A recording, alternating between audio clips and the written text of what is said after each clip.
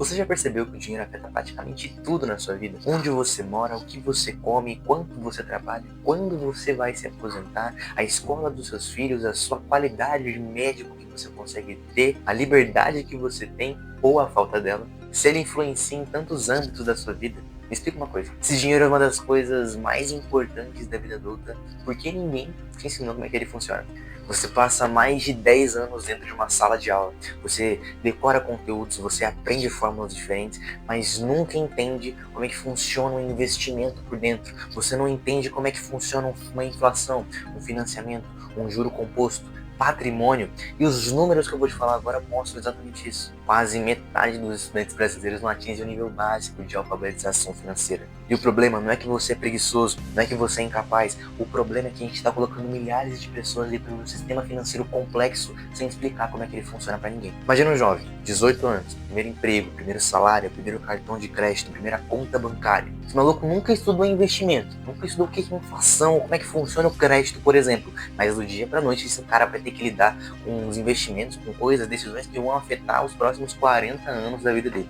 E aí nem fala das siglas que ele vai ter que aprender do dia para noite. CDB, LCI, CRI, CRA, fundo imobiliário, renda fixa, renda variável, debênture, previdência, coisa pra cacete. E o brasileiro médio deve aprender isso tudo depois de um dia inteiro de trabalho voltando para casa dentro de um ônibus lotado. Isso aí é uma situação absurda, porque o mesmo país que exige que você tome as decisões financeiras mais importantes nunca se preocupou seriamente em ensinar como é que elas funcionam. A gente adora falar de liberdade de escolha, que as pessoas têm milhares de opções para conseguir seguir, mas deixa eu te fazer uma pergunta aqui, vamos ver se você consegue entender a lógica. Quando você vai numa concessionária e o vendedor chega em você te oferecendo um carro, ele tá oferecendo o carro porque ele tá vendo o seu problema e vendo o que ele achou do que você vai gostar, ou tá oferecendo o carro que é melhor para a empresa? E a resposta para essa questão aqui é óbvia, mas você pode falar assim, não, o vendedor que me vendeu tava querendo me ajudar de alguma forma, ele tava querendo ver o que eu tava pensando, mas de toda forma, cara, ele quer vender pra você, ele quer vender, ele quer lucrar com você. Mas por algum motivo a gente esquece essa loja quando o assunto é dinheiro. Só porque o diretor tá sorrindo pra você, porque o comercial é bonitinho, o aplicativo é muito louco, a interface é maneirinha. E aos poucos você começa a pensar que todos os produtos que existem são exclusivamente pra te ajudar. Nem sempre. Mas antes que você interprete que eu quero falar errado, eu não tô dizendo que essas pessoas são ruins, essas pessoas são más. Não tô dizendo que corretoras são ruins quando elas pegam aquela taxa de corretagem do dinheiro que você está investindo. Elas são empresas, e empresas buscam lucro, isso é comum. Se você criasse uma empresa um dia, você está querendo lucrar com essa empresa, você está querendo criar alguma coisa e lucrar com isso. Mas o verdadeiro antagonista dessa história é outro. A desinformação. Os 4 maiores bancos do Brasil concentram basicamente mais da metade dos créditos e depósitos do país inteiro. Então quero que você pense comigo aqui.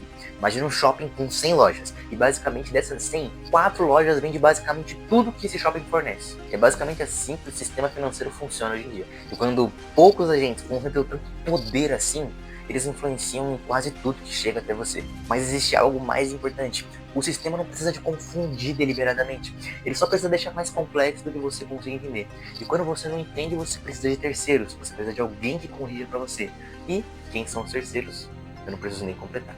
Agora pensa comigo aqui rapidinho. Imagina que você vai entrar no restaurante e você vai pedir um prato. E nesse prato você descobre que metade dele você vai ter que pagar durante 10 anos. Parece absurdo, mas no mercado existem custos invisíveis que são cobrados durante décadas e você nem percebe. E eu posso te listar alguns aqui, tipo taxa de administração, taxa de performance, spread bancário, tarifas, pequenos números, pequenos detalhes que não são percebidos e ao longo de um grande montante de tempo pode juntar dezenas ou até milhares de reais. O perigo das taxas é que elas não parecem grandes, elas parecem pequenas demais.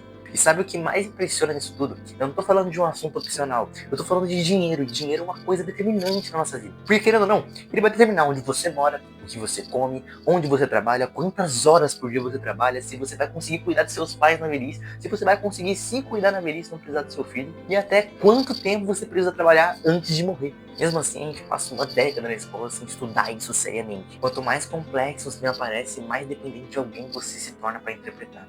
E quando você desiste de interpretar, outra pessoa começa a decidir por você. Segundo a Ambima, mais de 107 milhões de brasileiros ainda não investem. E daqueles que investem, a poupança ainda continua sendo uma das coisas mais comuns entre eles. Isso não acontece porque a pessoa é incapaz. Dá minha cara, você acha que eu sou incapaz? Não precisa responder. Acontece basicamente porque as pessoas não mostram um caminho antes pra essa galera. Talvez a maior mentira que te contaram é de que quem não investe bem é preguiçoso. Que quem se endivida não se esforçou. A pessoa que ficou pra trás simplesmente não quis aprender. Mas a realidade é muito mais complicada. É tipo você pedir pra milhares de pessoas começarem a dirigir um avião só mostrando onde fica o volante. E depois a gente culpa essas pessoas por alguma coisa errada. Se você nasceu pobre, a culpa não é sua. Mas existe uma indústria inteira lucrando para que você não consiga entender por que você é pobre. E a primeira defesa contra isso não é trabalhar mais. Você precisa entender melhor qual é a diferença de que o perigoso não é você perder dinheiro.